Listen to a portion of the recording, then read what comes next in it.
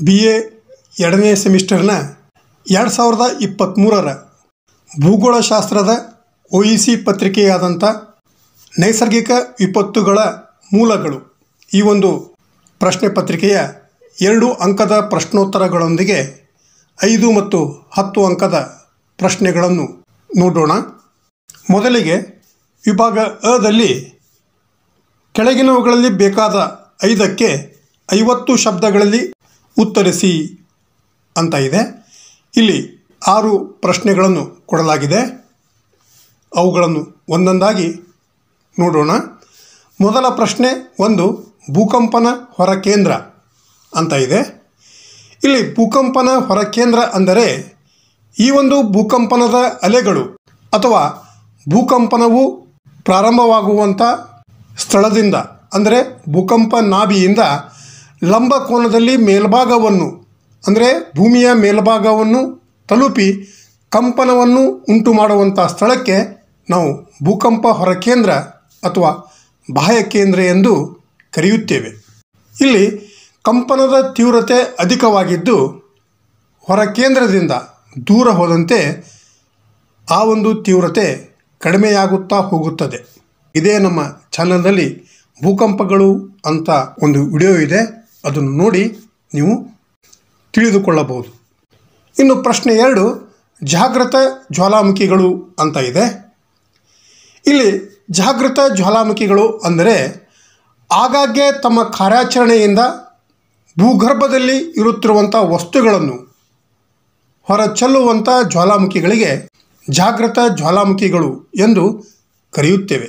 ಉದಾಹರಣೆಗೆ ಆ್ಯಂಡೀಸ್ ಪರ್ವತದ ಕೋಟೋಪಾಕ್ಷಿ, ಮೆಕ್ಸಿಕೋದ ಪಾರಿಕುಟಿನ್, ಹವಾಯಿ ದ್ವೀಪದ ಮೌನೋಲೋವಾ, ಇಟಲಿಯ ವೇಸುವಿಯಸ್, ಸಿಸಿಲಿಯ ಎಟ್ನಾ ಜ್ವಾಲಾಮುಖಿಗಳು ಈ ಒಂದು ಜಾಗೃತ ಜ್ವಾಲಾಮುಖಿಗಳು ಆಗಿವೆ. ಜ್ವಾಲಾಮುಖಿಗಳು ಅಂತ ಒಂದು ವಿಡಿಯೋ ಇದೆ, ಅದನ್ನು ನೋಡಿ ನೀವು ತಿಳಿದುಕೊಳ್ಳಬಹುದು. ಪ್ರಶ್ನೆ 3 ಕಾಡ್ಗಿಚ್ಚು ಅಂತ ಇದೆ. ಇಲ್ಲಿ ಕಾಡ್ಗಿಚ್ಚು ಅಂದರೆ ಕಾಡುಗಳಲ್ಲಿ ಯಾವುದೇ ಉದ್ದೇಶಪೂರ್ವಕವಿಲ್ಲದೆ ಹೊತ್ತಿ ಉರಿಯುವಂಥ ಬೆಂಕಿಯನ್ನು ನಾವು ಕಾಡ್ಗಿಚ್ಚು ಎಂದು ಕರೆಯುತ್ತೇವೆ. ಈ ಒಂದು ಅರಣ್ಯದಲ್ಲಿ ಬೀಸುವಂಥ ಗಾಳಿಯಿಂದಾಗಿ ಅಲ್ಲಿರುವಂಥ ಒಣಗಿದ ಮರದ ಕಾಂಡಗಳು ಅಥವಾ ಪೊದೆಗಳು ಒಂದಕ್ಕೊಂದು ಘರ್ಷಣೆಗೆ ಒಳಗಾಗಿ ಹತ್ತಿಕೊಳ್ಳುವಂಥ ಬೆಂಕಿ ಇಡೀ ಕಾಡನ್ನು ನಾಶ ಮಾಡುತ್ತದೆ. ಇದೇ ಕಾಡ್ಗಿಚ್ಚು ಆಗಿದೆ. ಈ ಒಂದು ಕಾಡ್ಗಿಚ್ಚು ಆಗಲು ಮೂಲ ಕಾರಣ ಮನುಷ್ಯನಾಗಿದ್ದಾನೆ. ಏಕೆಂದರೆ ಅವನು ಅರ್ಧ ಉರಿಯುವ ಸೌದೆಗಳನ್ನು, ಬೀಡಿ, ಸಿಗರೇಟ್ ಮತ್ತು ಬೆಂಕಿ ಪಟ್ಟಣ ಕಡ್ಡಿಗಳನ್ನು ಒಣಗಿದ ಮರ, ಪೊದೆ, ಬಳ್ಳಿ ಮತ್ತು ಗಿಡಗಳ ಮೇಲೆ ಎಸೆಯುವುದರಿಂದ ಈ ಒಂದು ಕಾಡ್ಗಿಚ್ಚು ಆಗುವ ಸಾಧ್ಯತೆಗಳು ಹೆಚ್ಚಿರುತ್ತದೆ. ಪ್ರಶ್ನೆ 4 ಕ್ಷಾಮ. ಈ ಒಂದು ಕ್ಷಾಮವು ಆಹಾರದ ವ್ಯಾಪಕ ಕೊರತೆಯಾಗಿದೆ. ಅಂದರೆ ಯುದ್ಧ, ನೈಸರ್ಗಿಕ ವಿಪತ್ತುಗಳು, ಬೆಳೆ ವೈಫಲ್ಯ, ವ್ಯಾಪಕ ಬಡತನ, ಆರ್ಥಿಕ ದುರಂತ ಇನ್ನೂ ಮುಂತಾದವುಗಳು ಸೇರಿದಂತೆ ಸೀಮಿತವಾಗಿರುವ ಹಲವಾರು ಸಂಭವನೀಯ ಅಂಶಗಳಿಂದ ಈ ಒಂದು ಕ್ಷಾಮವು ಉಂಟಾಗುತ್ತದೆ. ಈ ಒಂದು ವಿದ್ಯಮಾನವು ಸಾಮಾನ್ಯವಾಗಿ ಪ್ರಾದೇಶಿಕ ಅಪೌಷ್ಟಿಕತೆ, ಹಸಿವು, ಸಾಂಕ್ರಾಮಿಕ ಮತ್ತು ಹೆಚ್ಚಿದ ಮರಣದ ಜೊತೆಗೂಡಿರುತ್ತದೆ ಅಥವಾ ಅನುಸರಿಸುತ್ತದೆ. ಅಂದರೆ ಇಲ್ಲಿ ಕ್ಷಾಮ ಎಂಬುದು ಆಹಾರದ ಕೊರತೆಯಾಗಿದೆ. ಪ್ರಶ್ನೆ 5 ಜೀವಮಂಡಲ. ಇಲ್ಲಿ ಜೀವಮಂಡಲ ಎಂದರೆ ಸಸ್ಯ, ಪ್ರಾಣಿ ಮತ್ತು ಸೂಕ್ಷ್ಮ ಜೀವಿಗಳು ಈ ಒಂದು ನೆಲ, ಜಲ ಮತ್ತು ವಾಯುಗಳ ನಡುವೆ ಸಂಪರ್ಕ ಕಲ್ಪಿಸುವ ಕಿರಿದಾದ ವಲಯದಲ್ಲಿ ಜೀವಿಸುತ್ತವೆ. ಪೃಥ್ವಿಯ ಮೇಲೆ ಈ ಎಲ್ಲ ಜೀವಿಗಳನ್ನು ಪೋಷಿಸುವಂಥ ವಲಯವನ್ನು ನಾವು ಜೀವಮಂಡಲ ಎಂದು ಕರೆಯುತ್ತೇವೆ. ಈ ಒಂದು ಜೀವಮಂಡಲವನ್ನು ಆಂಗ್ಲ ಭಾಷೆಯಲ್ಲಿ ಬಯೋಸ್ಪಿಯರ್ ಎಂದು ಕರೆಯುತ್ತೇವೆ. ಬಯೋ ಎಂದರೆ ಜೀವಿ ಅಂತ ಅರ್ಥ ಹಾಗೂ ಸ್ಪಿಯರ್ ಅಂದರೆ ಮಂಡಲ ಅಂತ ಅರ್ಥ. ಈ 2 ಶಬ್ದಗಳು ಸೇರಿ ಬಯೋಸ್ಪಿಯರ್ ಅಂತ ಆಂಗ್ಲ ಭಾಷೆಯಲ್ಲಿ ಕರೆಯಲಾಗುತ್ತದೆ. ಕೊನೆಯ ಪ್ರಶ್ನೆ 6 ಸರ್ವವ್ಯಾಪಿ ರೋಗಗಳು ಅಂತ ಇದೆ. ಇಲ್ಲಿ ಸರ್ವವ್ಯಾಪಿ ರೋಗಗಳು ವಿಶಾಲವಾದಂಥ ಪ್ರದೇಶದ, ಅದರಲ್ಲಿ ಕೆಲವೊಮ್ಮೆ ಜಾಗತಿಕ ಮಟ್ಟದ ಮೇಲೆ ಹರಡಿ ಹೆಚ್ಚು ಪರಿಣಾಮ ಬೀರುತ್ತದೆ. ಅಲ್ಲದೆ ಅತಿ ದೊಡ್ಡ ಸಂಖ್ಯೆಯ ಜನರಿಗೆ ಸೋಂಕು ತಗುಲುವುದು. ರೋಗ ನಿರೋಧಕ ಶಕ್ತಿ ಕಡಿಮೆ ಇರುವಂಥ ಮಾನವರಲ್ಲಿ ಈ ಒಂದು ಸರ್ವವ್ಯಾಪಿ ರೋಗಗಳು ತ್ವರಿತವಾಗಿ ಹರಡುತ್ತವೆ. ಇದರಿಂದ ಹೆಚ್ಚಿನ ಸಂಖ್ಯೆಯ ಸಾವುಗಳು ಸಂಭವಿಸುತ್ತವೆ.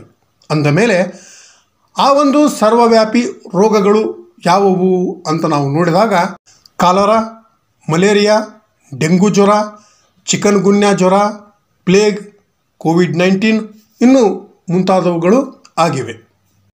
ಇಲ್ಲಿ ನಾವು 6 ಪ್ರಶ್ನೆಗಳಿಗೆ ಉತ್ತರಿಸಿದ್ದೇವೆ. ನೀವು ಪರೀಕ್ಷೆಯಲ್ಲಿ ಕೇವಲ 5 ಪ್ರಶ್ನೆಗಳಿಗೆ ಮಾತ್ರ ಉತ್ತರಿಸಬೇಕು. ಇನ್ನು ವಿಭಾಗ ಬ ಕೆಳಗಿನವುಗಳಲ್ಲಿ ಬೇಕಾದ 4ಕ್ಕೆ 200 ಶಬ್ದಗಳಲ್ಲಿ ಉತ್ತರಿಸಿ ಅಂತ ಇದೆ. ಇಲ್ಲಿ 6 ಪ್ರಶ್ನೆಗಳನ್ನು ಕೊಡಲಾಗಿರುತ್ತದೆ. ಅವುಗಳಲ್ಲಿ ಬೇಕಾದ 4ಕ್ಕೆ ಮಾತ್ರ ಉತ್ತರಿಸಬೇಕು. ಇದರಲ್ಲಿ ಮೊದಲ ಪ್ರಶ್ನೆ 7, ಭೂಕಂಪಗಳ ವಿಧಗಳನ್ನು ವರ್ಣಿಸಿರಿ. ಈ ಒಂದು ಭೂಕಂಪಗಳ ವಿಧಗಳ ಬಗ್ಗೆ ಇದೇ ನಮ್ಮ ಚಾನಲ್ನಲ್ಲಿ ಭೂಕಂಪಗಳು ಅನ್ನುವಂಥ ಒಂದು ವಿಡಿಯೋ ಇದೆ, ಅದನ್ನು ನೋಡಿ ನೀವು ತಿಳಿದುಕೊಳ್ಳಬಹುದು. ಪ್ರಶ್ನೆ 8, ಹಿಮಪಾತಗಳ ಪರಿಣಾಮಗಳನ್ನು ವಿವರಿಸಿ ಅಂತ ಇದ್ದರೆ ಪ್ರಶ್ನೆ 9, ಆಲಿಕಲ್ಲು ಮಳೆಯ ಕಾರಣ ಮತ್ತು ಪರಿಣಾಮಗಳನ್ನು ವಿವರಿಸಿ ಅಂತ ಇದೆ. ಪ್ರಶ್ನೆ 10, ಚಂಡಮಾರುತಗಳ ಪರಿಣಾಮಗಳನ್ನು ಚರ್ಚಿಸಿ ಅಂತ ಇದೆ. ಪ್ರಶ್ನೆ 11, ಆಕಸ್ಮಿಕ ಪ್ರವಾಹಗಳ ಪರಿಣಾಮಗಳನ್ನು ವಿವರಿಸಿ ಅಂತ ಇದ್ದರೆ 5 ಅಂಕದ ಕೊನೆಯ ಪ್ರಶ್ನೆ 12, ಸ್ಥಳೀಯ ರೋಗಗಳು ಮತ್ತು ಸರ್ವವ್ಯಾಪಿ ರೋಗಗಳ ನಡುವಿನ ವ್ಯತ್ಯಾಸವನ್ನು ವಿವರಿಸಿ ಅಂತ 5 ಅಂಕದ ಪ್ರಶ್ನೆಗಳು ಇದ್ದರೆ, ಇನ್ನು ವಿಭಾಗ ಕದಲ್ಲಿ 10 ಅಂಕದ ಪ್ರಶ್ನೆಗಳನ್ನು ನೋಡೋಣ. ಕೆಳಗಿನವುಗಳಲ್ಲಿ ಬೇಕಾದ 3ಕ್ಕೆ 500 ಶಬ್ದಗಳಲ್ಲಿ ಉತ್ತರಿಸಿ ಅಂತ ಇದೆ. ಇಲ್ಲಿ 4 ಪ್ರಶ್ನೆಗಳನ್ನು ಕೊಡಲಾಗಿರುತ್ತದೆ. ಅವುಗಳಲ್ಲಿ ನೀವು ಬೇಕಾದ 3 ಪ್ರಶ್ನೆಗಳಿಗೆ ಮಾತ್ರ ಉತ್ತರಿಸಬೇಕು. ಇದರಲ್ಲಿ ಮೊದಲ ಪ್ರಶ್ನೆ 13, ಶಿಲಾಗೋಳ ಮತ್ತು ನೈಸರ್ಗಿಕ ವಿಪತ್ತುಗಳನ್ನು ವಿವರಿಸಿ ಅಂತ ಇದ್ದರೆ ಪ್ರಶ್ನೆ 14, ವಾಯುಮಂಡಲದ ಅರ್ಥ ಮತ್ತು ಮಹತ್ವವನ್ನು ವಿವರಿಸಿ. ವಾಯುಮಂಡಲದ ಬಗ್ಗೆ ಇದೇ ನಮ್ಮ ಚಾನಲ್ನಲ್ಲಿ ಒಂದು ವಿಡಿಯೋ ಇದೆ, ಅದನ್ನು ನೋಡಿ ನೀವು ತಿಳಿದುಕೊಳ್ಳಬಹುದು. ಪ್ರಶ್ನೆ 15, ಬರಗಾಲದ ಕಾರಣ ಮತ್ತು ಪರಿಣಾಮಗಳನ್ನು ವಿವರಿಸಿ ಅಂತ ಇದ್ದರೆ 10 ಅಂಕದ ಕೊನೆಯ ಪ್ರಶ್ನೆ 16, ಕೋವಿಡ್-19 ಮತ್ತು ಅದರ ಪರಿಣಾಮಗಳನ್ನು ಚರ್ಚಿಸಿ. ಈ ತೆರನಾಗಿ 2023ರ ಭೂಗೋಳಶಾಸ್ತ್ರದ OEC ಪತ್ರಿಕೆಯಾಗಿದೆ. ಮುಂದಿನ ಕ್ಲಾಸಿನೊಂದಿಗೆ ಮತ್ತೆ ಭೇಟಿಯಾಗೋಣ. Thank you.